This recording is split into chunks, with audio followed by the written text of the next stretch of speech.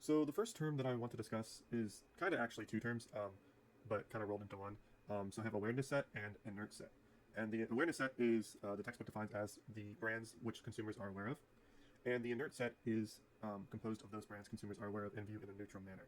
And essentially, what the inert set is are the brands that the consumer knows about, but are not their first choice. So if their favorite brands are not available, then they will settle for the brands within their inert set. And the purchase that kind of correlates to these terms for me would be whenever I ate at Chipotle, because Chipotle is my favorite restaurant in that kind of like Mexican grill category. So if there's a choice between Chipotle or like another similar restaurant like Moe's, I would always choose Chipotle because I like it better. However, I do like the Mexican grill um, food in general. So if there is no Chipotle, I might consider eating at Moe's. I do know of both brands, but like I said, I like Chipotle better, so that's why I generally choose to eat there over another place like Moe's. Um, but yeah, I think that these terms are very, very useful for understanding consumer behavior because um, there's often times where people know of a bunch of brands, but again, a lot of times consumers tend to have brand loyalty to one or two brands, and these aspects can be very useful to marketers who may wish to persuade the consumer to try their brand over brands that might be in their immediate awareness set. The second term that I would like to discuss is consumer skills, which the textbook defines as those capabilities necessary for purchases to occur, such as understanding money, budgeting, project or product evaluation, and so forth. So I would say that the purchase that's best highlights this term for me is when I bought my Lego set. The reason why I think that this really highlights this term is because when I bought the Lego set, it was fairly expensive. It was a couple $100s. So I had to make sure that I could afford it based on my current expenses. So obviously I wanted to make sure that it fell within my budget, and it did, so I was able to purchase it. The next term that I would like to discuss is local mobile search, which the textbook defines as searches for information from a mobile device pertaining to the current or future planned geographic location of a consumer.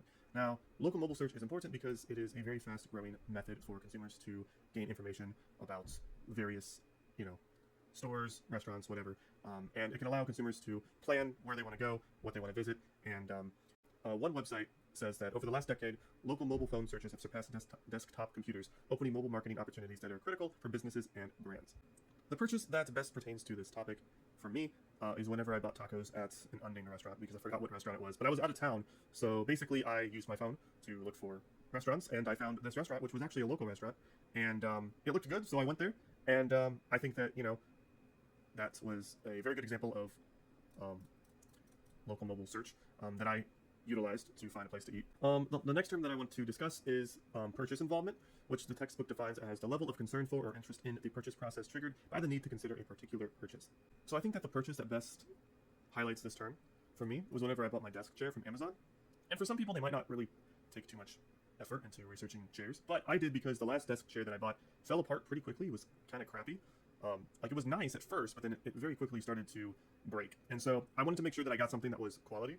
So I did tons of research, probably a lot more than I needed to find one that lasted. And I was specifically looking for reviews that from people who had the product for a while, not just like people that bought the product and then put it together and then the next day made a review while it was still new, basically. So I wanted to, see if there was any examples of like the product just falling apart for people. And I actually did. I was considering a couple specific chairs that, after I looked at some of the reviews, I realized that they kind of had the same issues that my previous one did. So I finally found one that I think is a good product from what I read. But I just was very involved in this purchase because, like I said, I had a previously bad experience, and so obviously I wanted to make sure that I was buying something of quality. The final term that I would like to discuss is the term cognitive component, which the textbook defines as a consumer's beliefs about an object. So for me, I think the purchase that best highlights this term is whenever I bought shoes at Nike, mainly because I already had some beliefs about Nike shoes, typically that they're comfortable, high quality, and they look pretty stylish. So that's why typically I always get Nike shoes over other brands. And so obviously some other people might have different beliefs about Nike shoes than me. They might prefer other brands like Adidas or Under Armour or other brands. But for me, just based on my experience with the brand and my enjoyment of their products, I just have a general belief that Nike products, not even just shoes, just Nike products in general, are of pretty high quality and are comfortable. So one website which talks about a slightly different term, but is also related, it talks about cognitive marketing, which it says is one of the best ways to have deeper conversations with consumers and connect to them on a personal level. And it says it essentially uses what people are already thinking about in a positive way to give a brand a position that reflects the customer's position. So like I said with Nike, Nike's always advertising itself as high quality products, and when I see an ad for Nike and look at the new stuff that's coming out that they're releasing, I think it just reinforces that in my mind, reinforces that belief. So I think that Nike does a pretty good job with cognitive marketing and capturing the loyal customers that it already has, and so that's why I typically, like I said, choose to purchase Nike products over other similar brands.